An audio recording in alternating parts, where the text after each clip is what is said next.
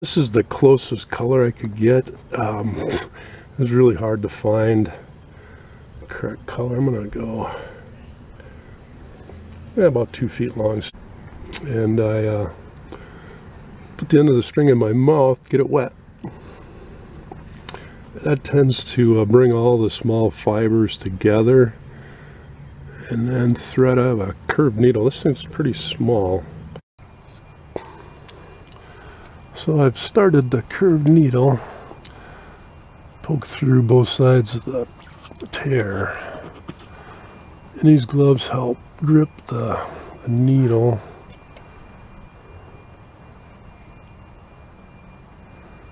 Tie it with those on. So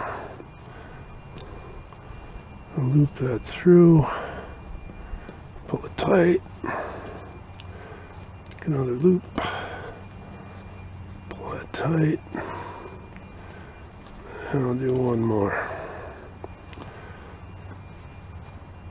There we go. Okay, now I'm going to,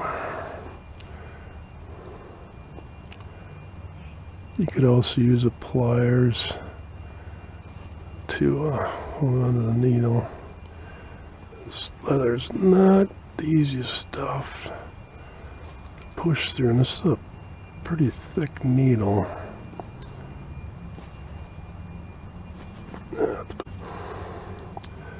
Amazing how much of a difference the gloves make. The little vinyl or rubbery deals really grip the needle, so pull that out.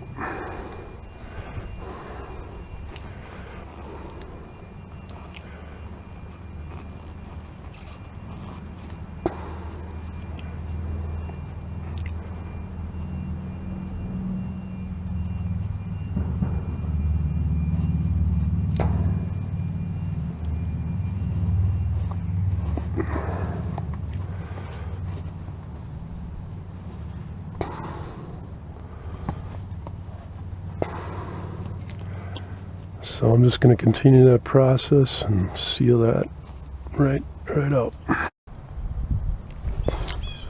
I've got that whole tear stitched up, and now I'm going to run needle under that last stitch.